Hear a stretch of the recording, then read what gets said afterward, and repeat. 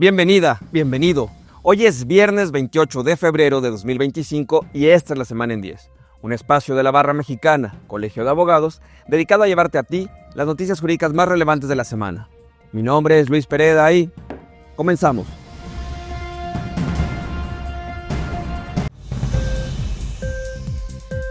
Esta semana, el Senado de la República se enorgulleció de aprobar una reforma a la Constitución, otra más, donde no acepta intervenciones, intromisiones o cualquier otro acto desde el extranjero que sea lesivo para la integridad, independencia y soberanía de la nación.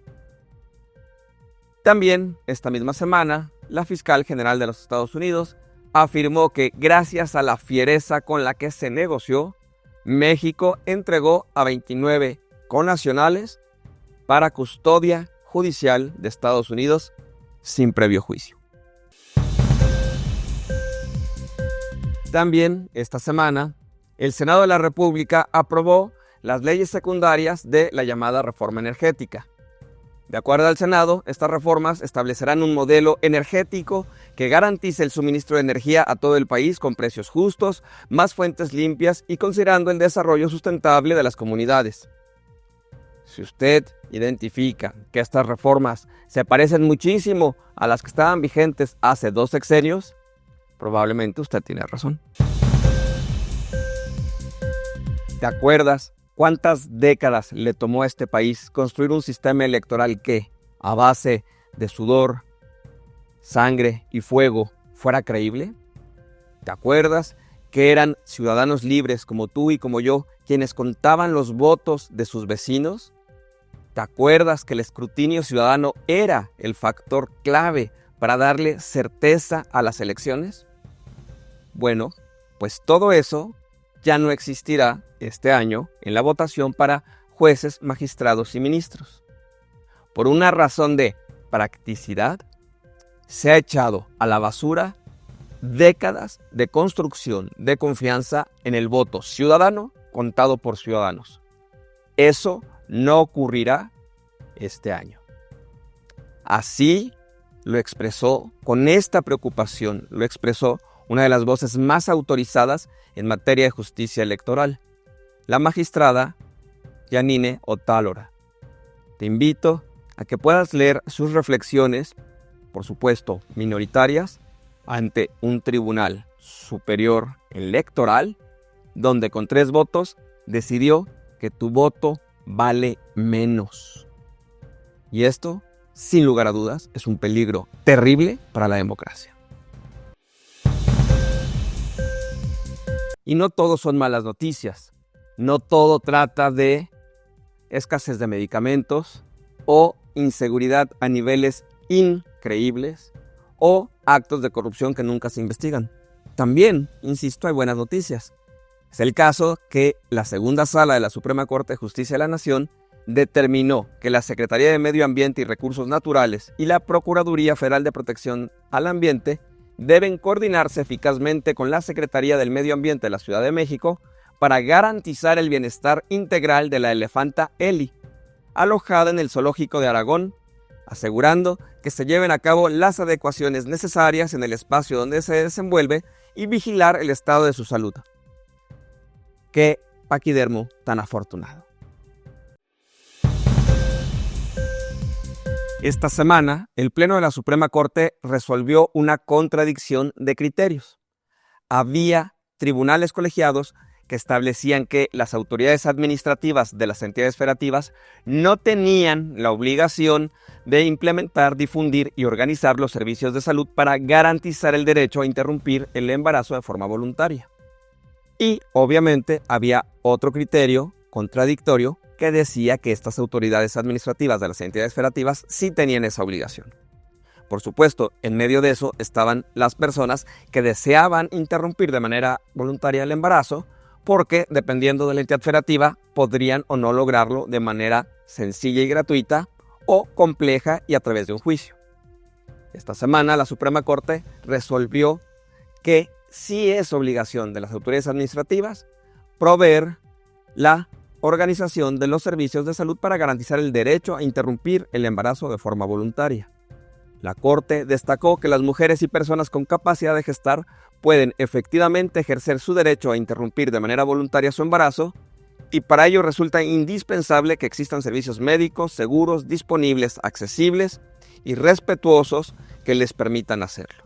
Sin duda, una de las decisiones más importantes de este año de esta Suprema Corte de Justicia. Ante la desaparición del INAI, la máxima autoridad en materia de transparencia y acceso a la información pública, algunas organizaciones de la sociedad civil han solicitado un parlamento abierto. La razón de esto es el temor fundado de que el Congreso de la Unión redacte leyes que permitan una desaparición del INAI, se traslade a la Administración Pública Federal sus funciones, pero en ello haya una merma al ejercicio del derecho humano a la información y a la transparencia. Si usted considera que el Congreso de la Unión no les va a hacer caso y va a hacer las leyes como quiera, sin escuchar distintas voces para fortalecer esa legislación secundaria, entonces usted y yo tenemos una opinión coincidente. Esta semana, la Suprema Corte de Justicia de la Nación resolvió un caso de discriminación por identidad y expresión de género en contra de mujeres trans a quienes se les obstaculizó el acceso a los sanitarios femeninos en un centro comercial de la Ciudad de México.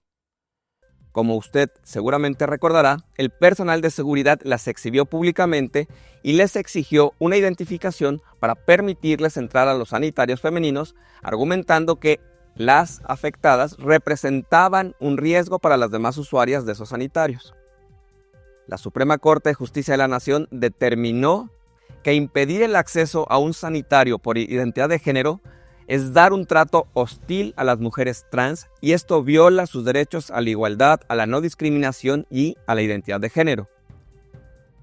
La Suprema Corte reconoció el derecho de las afectadas a recibir una indemnización por daño moral y ordenó una condena por daños punitivos contra la empresa, con el fin de sancionar su conducta discriminatoria y prevenir casos similares en espacios privados de uso público. Con esta decisión, se reafirma la obligación de juzgar con perspectiva de género en casos de discriminación contra personas trans y se establece un precedente sobre el deber de los establecimientos comerciales de garantizar espacios libres de discriminación. Una noticia importante y trascendente.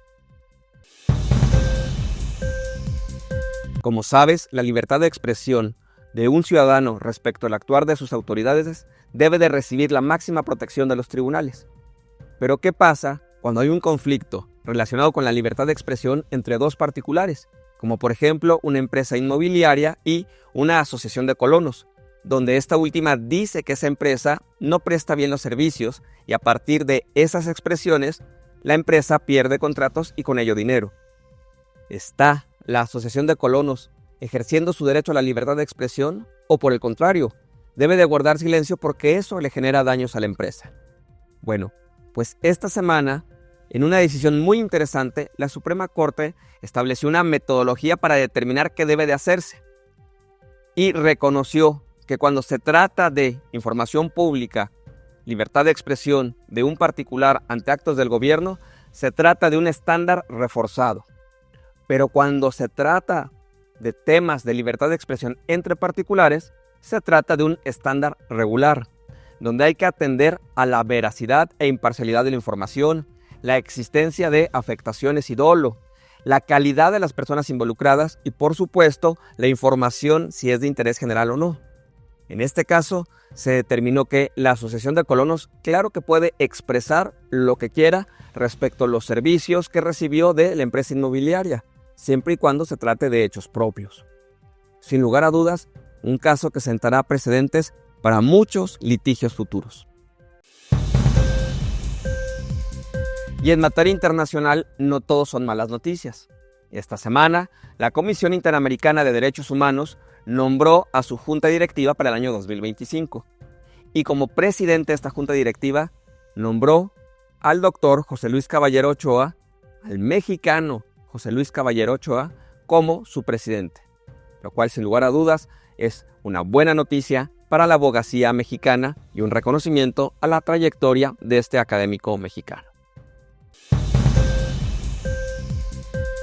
Este programa y todos los que participamos en él felicitamos al nuevo consejo directivo del capítulo Chihuahua de la Barra Mexicana Colegio de Abogados.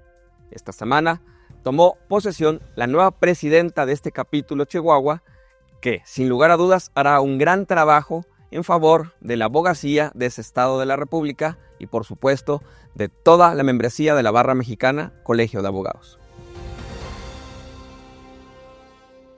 Esto es todo por el día de hoy. Muchas gracias por acompañarnos en una emisión más de La Semana en 10. Te pido que por favor seas generosa o generoso y me hagas llegar tus comentarios y sugerencias a través de las distintas redes sociales en las que este contenido llega hasta tu pantalla.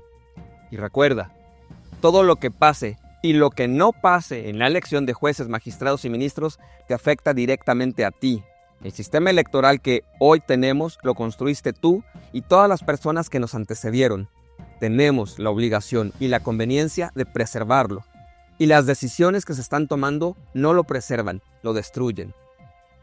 Mi nombre es Luis Pereda y nos vemos la próxima semana.